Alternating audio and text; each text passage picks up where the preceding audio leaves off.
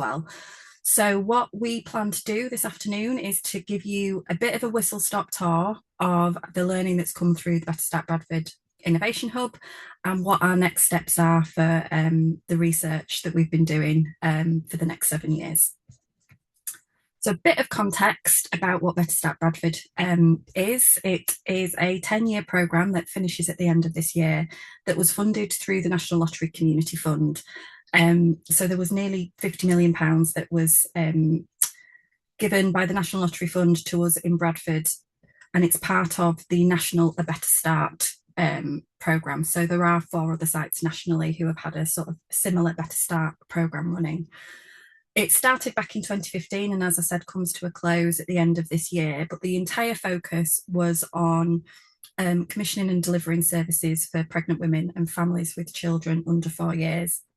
And in Bradford, that was focused on 3 wards of the district. So 3 inner city wards, Bradford, Moor, Ahern and Little Horton. And these wards were selected because that's where we saw some of the poorest child outcomes. So the whole idea was that these projects would supplement usual delivery of services for families and aim to improve children's outcomes with a focus around 3 key outcome areas. And this was social and emotional development, language and communication, and nutrition and obesity. So this is just a little bit of an overview of the types of projects that were being delivered. So everything from sort of a personalised midwifery care model to a doula service, parenting interventions, peer support models of care. And there were around 20 projects at the start of the programme.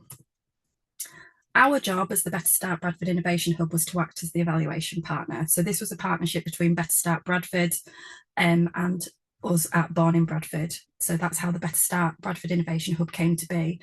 And our role was to sort of measure and monitor how those projects and services were being delivered so that we had continuous learning and continuous improvement of those services, to also look at developing and facilitating feasible and effective evaluations of those services, and to do that work of rapid translation of that knowledge into practice by working with our partners across the earlier system to share that learning. As part of this work around evaluation, one of the first things that we did was to establish a new birth cohort, very much based on the original Born in Bradford cohort, and it was our Born in Bradford's Better Start cohort. So this was a birth cohort recruiting pregnant women living in those 3 wards of the district where Better Start Bradford was being delivered. And we were recruiting women through the maternity services here at Bradford Royal Infirmary, asking them to complete quite a comprehensive baseline survey, but also asking them to consent to routine data linkage for themselves and their baby. And this was routine linkage to things like maternity records, health visiting records, general health services, and ultimately looking at sort of education level data as well for child when they reach that age. So we started recruiting at the beginning of 2016. We finished recruiting summer of last year. And the entire purpose of BiBBS was to form this platform for evaluation. From that point, we started to build a framework for how we were actually going to do this evaluation work. So looking at monitoring and really good quality monitoring right at the start, and building up through a staged approach to evaluation. And this was the culmination of work that we did with Better Start Bradford as the commissioner and the delivery organisations to look at how we could develop a process for embedding evaluation at the very point of service design. So making sure all of this is built in so that we have that really strong foundation. Also bringing in the community voice into the development of these plans, as well as other key stakeholders from across the system. So making sure that the evaluations that we were developing and planning met the needs of Better Start as the commissioner, the lottery as the funder, but also key stakeholders across the system and the community. So it built from implementation, understanding when, how and why something isn't working, before and after evaluation, so at that project level, with the aim to build up to this effectiveness evaluation, which uses the data from BiBBS to understand what's happening in terms of child outcomes. And when we're talking about what works, we're thinking beyond just effectiveness on outcomes. So when we talk about an effective intervention, we're really mindful that, yes, obviously we mean something that has a positive impact on outcomes. But in order for a project or service to have those, to have that positive impact, it first needs to reach the right families at the right time. So we need families to come, we need families to stay engaged with a project or service long enough to benefit from it. And we also need that project or service to be delivered with fidelity. So good quality delivery and delivery is intended. And the idea of this staged approach to evaluation is that we're building up the level of evidence. So when we started out on this journey, there were very few evidence-based interventions for the early years. And what we wanted to be doing was to be building that evidence base. So moving from simply having a sort of a logic model that tells us what the project should be doing up to that preliminary evidence of impact on outcomes, and then, as I say, hopefully moving up to effectiveness. So it's really quite difficult to consolidate 10 years worth of learning into a lunch and learn session, especially when we're going to be talking about our next steps as well. So what I've tried to do is focus in on some of the key learning that we have about how to create change. And this has come through really extensive, robust implementation evaluations that have happened over the last 10 years, as well as the evaluations that have looked at outcomes, because we believe really understanding how to support families and engage them with the services that are meant to be improving outcomes is as important as looking at those outcomes. So the first one is about acting early and at multiple levels, and that's because we know that obviously factors that influence children's outcomes are many, they're complex, they interact. So what we're saying is we know that these interventions need to happen early to avoid that escalation of need, but also to be acting at different levels of the system. And you can see from the diagram that I've included, some of the projects are acting at that individual level, but also at wider levels as well. So we've got projects that are delivering training to the workforce, as well as delivering a parenting programme to parents. And at working at those multiple levels, there's more opportunity to be influencing what's happening at the family level as well. The second one is about working universally but proportionate to need. So we know that to maximise that impact, to effectively tackle the inequalities that we see, that the system should be working in partnership. And when services are delivered universally, they're more likely to have that engagement, but then you're able to implement that more additional or intensive support for families where there is the greatest need.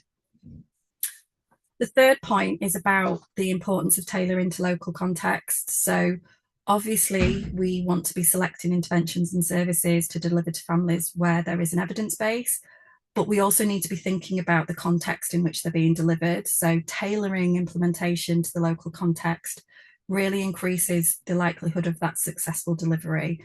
And to do that, we really should be maximising on community resources and networks that we already have to optimise that engagement of families with the projects and services.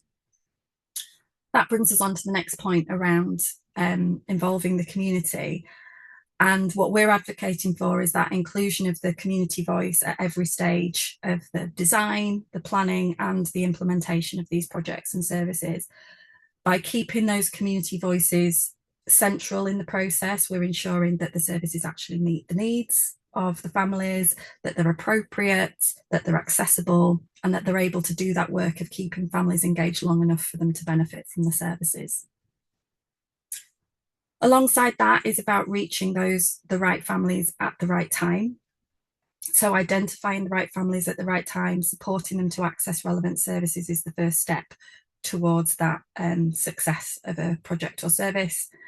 And through a lot of the evaluations that we were doing around implementation, a really common thread was that timely but also proactive offer of support. So rather than just having something that's available for families to come along to, it's that there is a dedicated role to contact a family, let them know that there's something that's available for them, introduce it, and start to build that relationship.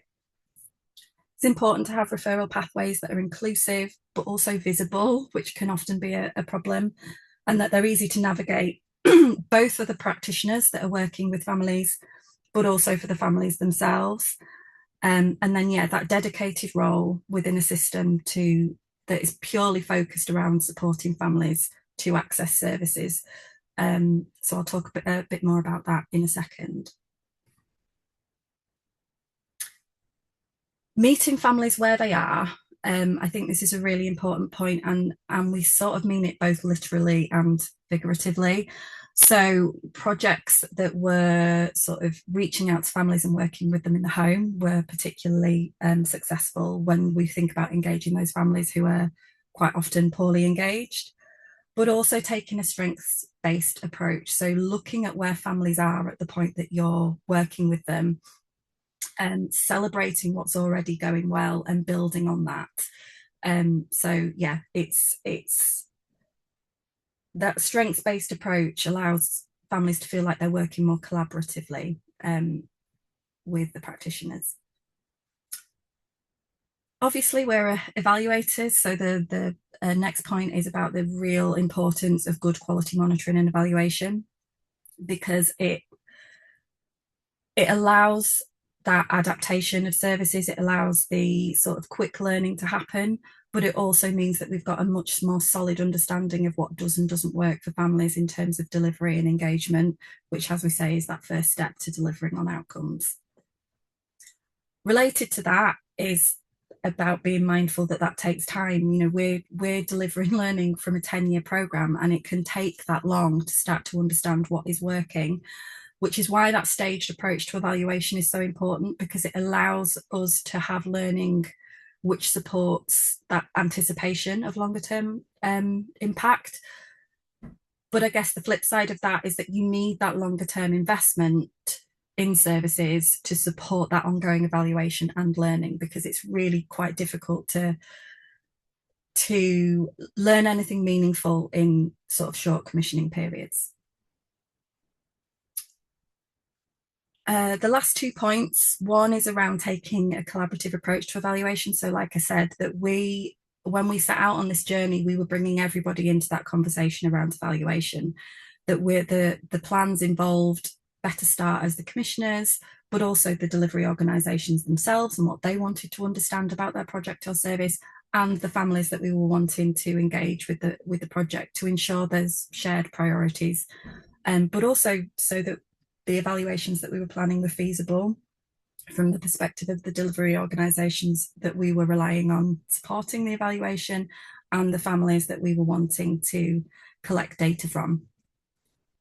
And then the final one is around using or often developing the right tools for the job.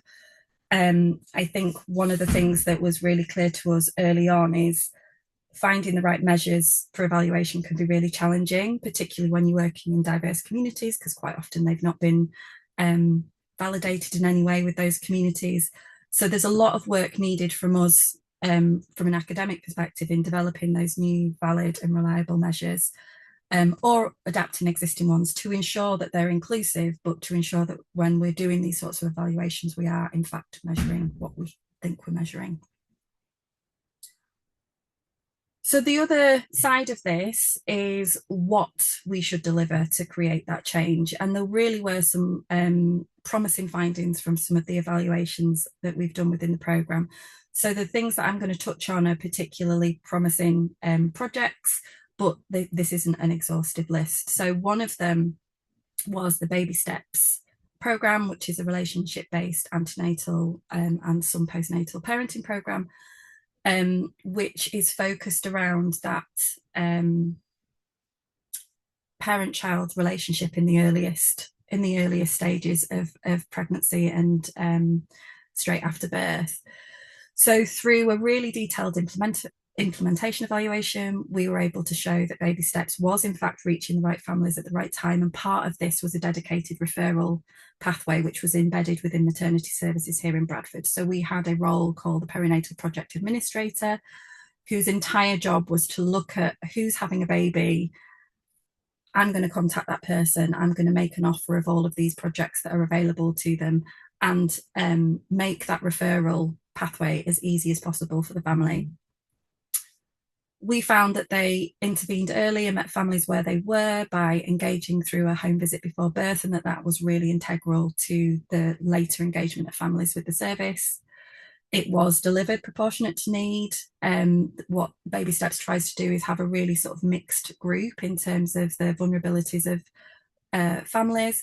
So, they deliver the programme, but there was also additional emotional and practical support offered as required by families.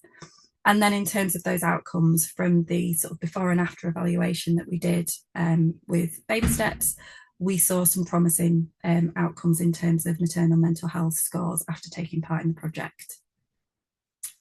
The second one is the breastfeeding support project. So this was a universally offered infant feeding service delivered by paid peer support workers. And again, through extensive implementation evaluation, we were able to show that the project did reach the right families at the right time, again, through a timely, proactive offer of support through that same dedicated role embedded within maternity services. And actually, 98% of women received their first support contact from the project within 48 hours of discharge from hospital. Because of the way that the referral process worked, the project were able to engage with families really, really early. And I think from the qualitative evaluation that we did of the breastfeeding support project, that element of that proactive offer and how quickly that support landed with families was a massively important aspect of the success. And again, meeting families where they were. So in the first instance, sometimes the support was happening before families were discharged from hospital. So they were able to get some support on the ward. They were also able to access it by phone, but also in the home if that's what families wanted. So it was really responsive to what the family needs were. There was a Little Minds Matter project. So this is an infant mental health service that was quite innovative when it was first introduced in Bradford. And it was around working with families, but also the workforce in the earlier system. So it was a good example of how acting at multiple levels of the system works really well. So they were providing training and consultations for practitioners working with families with babies and young children, as well as doing some direct work with families themselves. And that was about promoting opportunities for the workforce to identify where there were families at risk of poor parent-infant relationships and being able to support those practitioners to intervene early. And what we found from a sort of systems level evaluation that we did of Little Minds Matter was that there was a significant increase in awareness across the earlier system of infant mental health, and that people were really seeing it as everyone's business rather than it purely being about dedicated mental health services. The next one is Talking Together, which is a home-based intervention for children at risk of language delay. And an important aspect of this project was that they offered a truly universal language assessment of 2-year-olds. So this was offered to every family in those 3 wards with the 2-year-olds. And they actually were really, really successful in that, in engaging 72% of the population with that assessment. And that where there was a risk of language delay, they were acting early by delivering a home-based intervention to those children and families.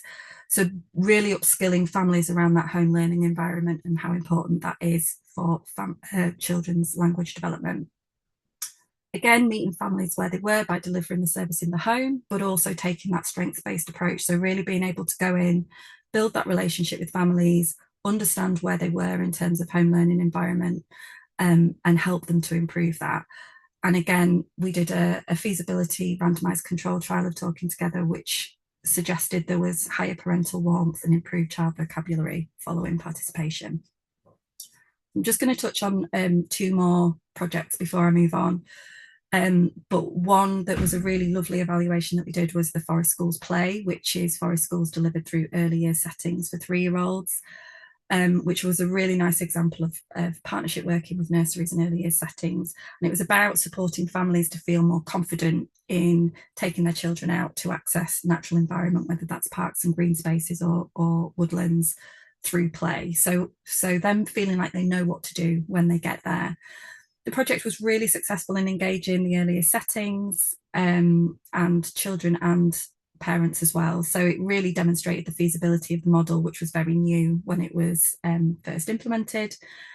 And an extensive ethnography of the project found that it was valued by the parents, early years staff, and what the parents and early years staff were reporting was that they were seeing benefits in terms of their children's development, particularly around their social and emotional development and their language and communication. And then finally, we had the Incredible Years toddler. So people might be familiar with Incredible Years. This particular model of Incredible Years is based at the 18-month to 3-year age group, and it is a group-based parent education programme. So again, the project really, through extensive implementation evaluation, we were able to show that it successfully engaged and retained families. But a big strength of Incredible Years, because of the way the model works, is the high quality of delivery and fidelity. And again, we were able to evidence that through evaluation. And the before and after evaluation that's been done as part of that has showed that children's socio-emotional capabilities and parents' self-confidence scores were higher after taking part. There is lots of further learning to come, and we've been really lucky to secure some further funding from the National Lottery Community Fund to take some of our evaluations into 2028, when some of those school level outcomes that we are using as part of these effectiveness evaluations will have enough of our BiBBS children reaching that age and enough of those outcomes to look at for the effectiveness evaluations. And then final bit about our learning through Better Start and through the Born in Bradford's Better Start, the BiBBS birth cohort. When we finished recruiting in the summer of last year, we were able to show how diverse our cohort was. So we've got a hugely diverse, probably the UK's most diverse birth cohort of under-researched and high priority families. We're also the only cohort with babies born throughout recent systemic shocks. So thinking about the fact that we had a pandemic, global pandemic, pretty much at the halfway point of the programme, but we've, had things like the cost of living crisis within that as well. But we were also the world's first interventional cohort. So we have lots of things that make the BiBBS cohort unique, which means that we've got lots more opportunity to come around learning. And this just shows what the sort of recruitment of the cohort looked like with COVID smack bang in the middle. So I'm going to hand over to my colleague Rachael, who's going to talk to you about what our next steps are in terms of taking all of this learning forward and creating even more. Thank you very much, Sarah. So yeah, good afternoon all. It's a pleasure to be here. I'm Rachael Baum. So as Sarah mentioned, BiBBS Achieve, or this is our next stage, this is our next part of the BiBBS journey. So our new research study, BiBBS Achieve, is going to be enhancing the existing cohort, the existing BiBBS birth cohort, with a new data collection study that's going to be collecting data from children that are aged in middle childhood. It's taking place between 2025, so we're starting this year, and it's going to last for the next 7 years. It's our aim to collect data on approximately 8,000 children that are going to be aged between 7 and 8 years old. So that's children in year 3. We are going to be collecting data from children who are part of the BiBBS birth cohort, but as well, we will also be recruiting other children within year 3 that are potentially not part of the BiBBS cohort, as well as data from BiBBS parents as well. Next slide. Thank you. So this is a heat map which nicely shows the coloured blobs as such show the postcodes of where current BiBBS children are living within the Bradford area, and the pinpointed professor hats are showing the schools that we are aiming to target. So we're aiming to focus on recruiting children from within the Better Start Bradford area, which Sarah has briefly mentioned. And we want to implement measures, as I've said, with all children from year 3 every year over the next 7 years. So we're going to have a longitudinal collection of data, so 7 years worth of year 3 data. So this year is our first year, and we're about to pilot with 5 schools in the Better Start Bradford area. So we are aiming within the pilot year to do a few things. One, we want to test the acceptability and the feasibility of our measures, both with schools, but as well the year 3 children themselves. We want to make sure we're co-producing our approach, again, with schools, parents, children, and the community as well. And we also want to be making sure that we're designing a data dashboard for schools so that schools will be able to have anonymous kind of snapshots as such in terms of the data that's been collected from not only their school, but other schools within the area, so that they can really get a clearer understanding as to how their children are in relation to the wider community. Next slide. Thank you. So in terms of what we're going to be collecting, what data are we going to be collecting? So the image on the left-hand side here of this slide shows the sorts of things that are collected from mother and child as they're born across their life from pregnancy up to the end of primary school. So the things at the top are kind of often things that are routinely collected, such as GP records, dental records, etc. And the purple bars at the bottom show that there's vast kind of research studies that often explore collecting data children in the early years, but there seems to be that explores children in middle childhood. That's where BiBBS Achieve is coming in. So we're going to be collecting data from year 3 from children who are 7 and 8 years old. So some of the domains in terms of the measures that we're going to be kind of focusing on, we're going to be collecting data on children's physical health, their mental health, educational development, and we're also not forgetting parents. So we want to give surveys to parents to understand a little bit more about their own physical and mental health and any social disadvantage that they might be experiencing. And we're also wanting to include a qualitative insight into this as well, to understand a little bit more about the child's family unit that they're living with. Thank you. Thank you.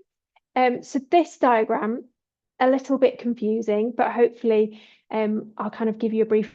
So we know that the children and the schools that we're going into, the children will be experiencing social disadvantage and inequalities. And as Sara has mentioned, these children have experienced the last few years where we've all experienced systemic shocks. So we want to sort of capture and understand a little bit more about how such shocks have influenced child outcomes. These shocks, not only the shocks themselves, they will have influenced certain factors that are going to act as risk factors and protective factors to support children's health and development. So we want to explore the mechanisms by which the way in which the shocks have impacted the health and well-being of children. And also we want to ensure that we're sort of exploring how existing interventions can be adapted, potentially combined or stacked, so that more people can be sort of in with some factors to help support and hopefully reduce inequalities within the community. Next slide. Thank you. So the BiBBS Achieve team is a vast team. Sara and I are here today, but we've got a massive team behind us. On the left-hand side, you'll see the kind of bubbles that show the different groups that we've got within us. So we've got the Achieve team. So within our co-applicant group, we've got systems development team within BiB here that help us set up the kind of data systems behind the work that we do. We've got the schools operational group, which is heavily busy at the moment before we go out and collect data, before we embark upon collecting data with our pilot schools. We also co-produce and we get the thoughts and feedback from our CRAG, the Community Research Advisory Group, which often includes parents of children within such Better Start Bradford schools. On the other side, the blue side, we've got our stakeholder group, a scientific advisory group, and we've also got 4 different groups. So on the right-hand side, you'll see 4 purple circles. So we've different working groups that are focusing on 4 different areas. 1, social determinants of health. So the sorts of non-medical factors that might be influencing child health and development. Again, this systemic shocks, although it's detrimental that we've all been experiencing these shocks over the last few years, it actually provides a great opportunity for us to understand the impact of such shocks. Intervention evaluation, as Sarah mentioned, we do have obviously a strong evaluation background, so we're going to be exploring how interventions can be adapted to help reduce inequalities. And lastly, not forgetting the longitudinal qualitative element of our work, so that we can explore the family unit to understand a little bit more about the environment and the cultural factors that might be influencing children. Thank you. So our aim within BiBBS Achieve is to make sure that we are using creative, flexible, cutting-edge methods to collect data from children in Year 3. As I've mentioned, it's of a high priority to us that we are co-producing with children, families and schools in order to ensure that we're collecting data that's meaningful, not only to stakeholders, researchers, but I think the community as well, which is obviously such a huge and important part of the work that we do. We are also harmonising our work, so we are collaborating with, we've got international cohorts, so we're collaborating with cohorts in Australia, Germany and Pakistan to try and ensure that we're kind of creating sort of a more universal understanding in terms of the data collection that they're doing in middle childhood and what we're doing as well, to see whether we can align things. Next slide, please. So that is a very brief, we wanted to say many thanks. So we wanted to thank the Better Start Bradford Innovation Hub team, so that's both past and present. Better Start Bradford team, again, past and present. Project delivery partners and our CRAG Community Research Advisory Group. We've also got our wider system partners, as well as not forgetting the Better Start Bradford community and BiBBS families, which have obviously been a massive part of the work that we do, as well as moving forwards as well. So we'll end our slideshow there. Thank you very much for joining us. I think I've seen a few questions pop up, so hopefully we will be able to answer those now. Yeah, that's lovely. Thank you so much, Sarah and Rachel. You have got a couple of questions in the chat. There's one from Professor Blair. Would you like to ask your question outright, or I can read it from the chat if you're about, if you want to?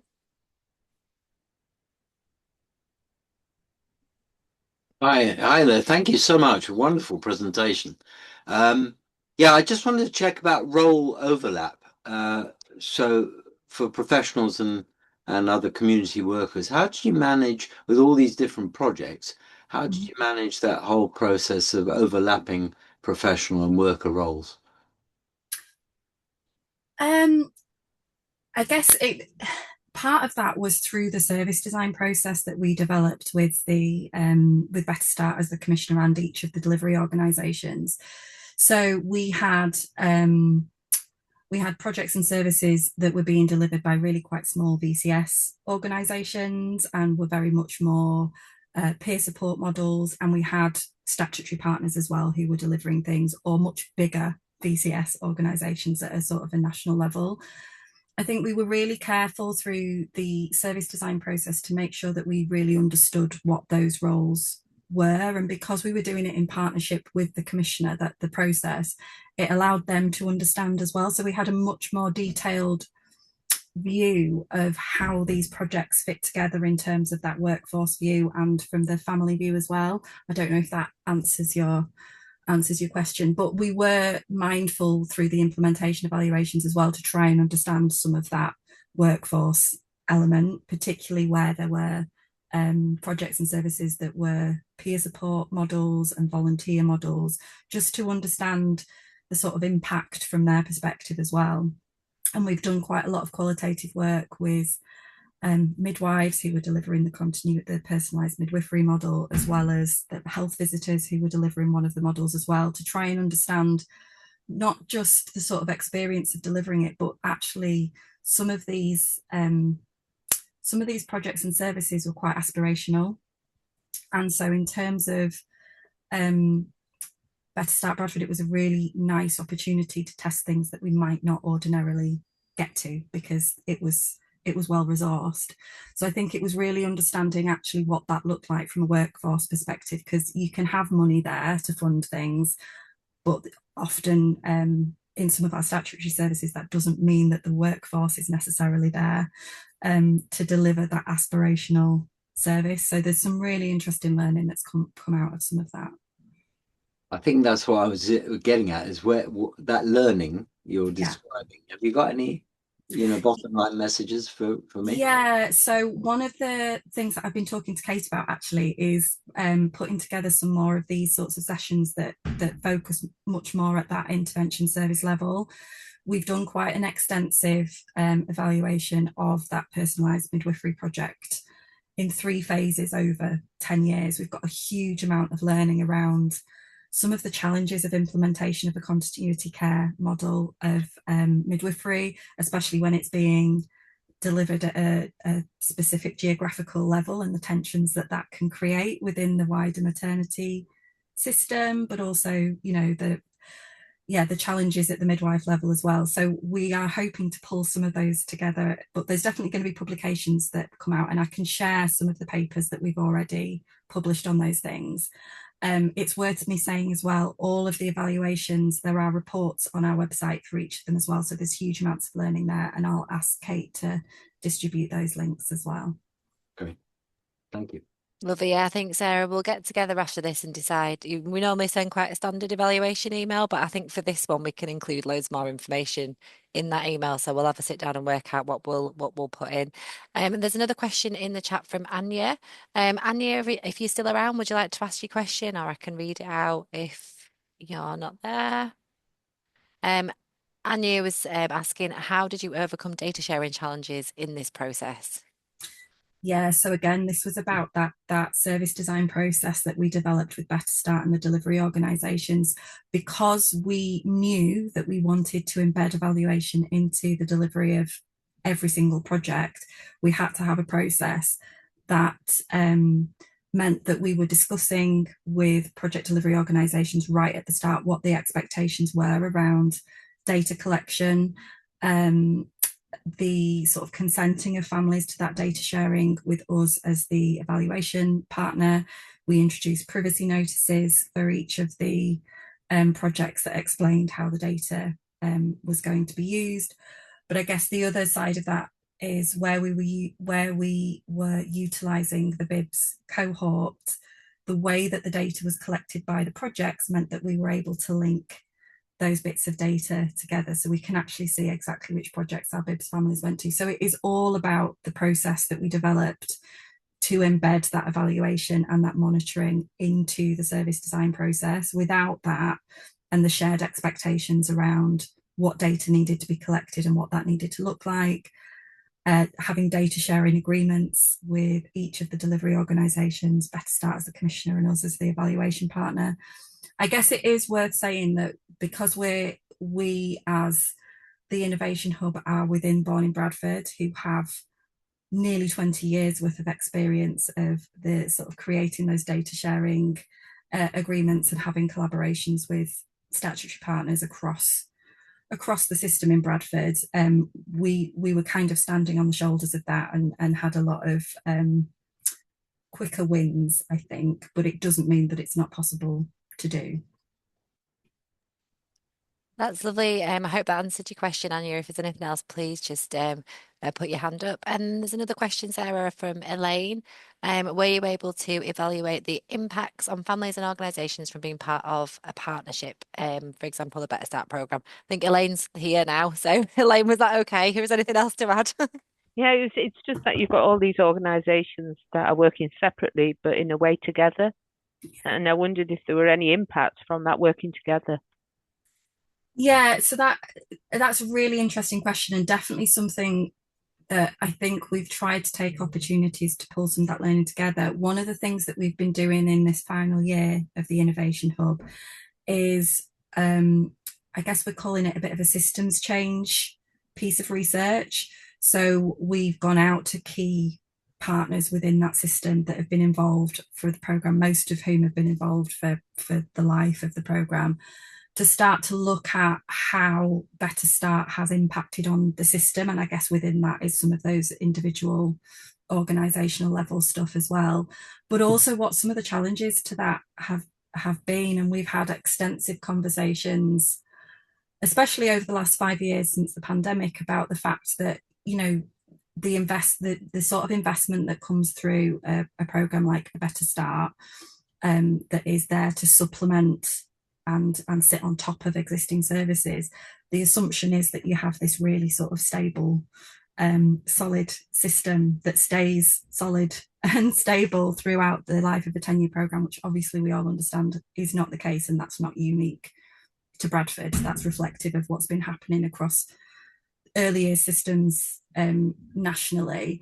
So it's trying to understand what the challenges have been within that flux within systems, the individual organisational level challenges and things that have been happening. You know, we know that nationally we have challenges in recruiting midwives and health visitors where some of these projects are being delivered. So there is quite a lot there. I think our job is to try and pull all of that learning together to be able to share it out in a really meaningful way. And that's one of the things that we're working on at the moment. Thank you. That's lovely. Thanks very much. Has anyone else got any more questions? There isn't any more questions in the chat, but feel free to use the react button at the bottom if there's any burning questions that anyone's got.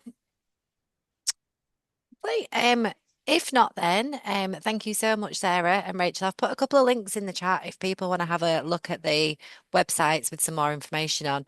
But like I said, we will get our heads together about the what we're going to put in the email for the evaluation for this one, because I think there's lots of information that we can share, and we've got big plans, haven't we, Sarah, to mobilise so much knowledge out of this project, because there's so much of it. So there'll be more webinars, more sort of policy alerts and things like that. So watch this space, and thank you very much.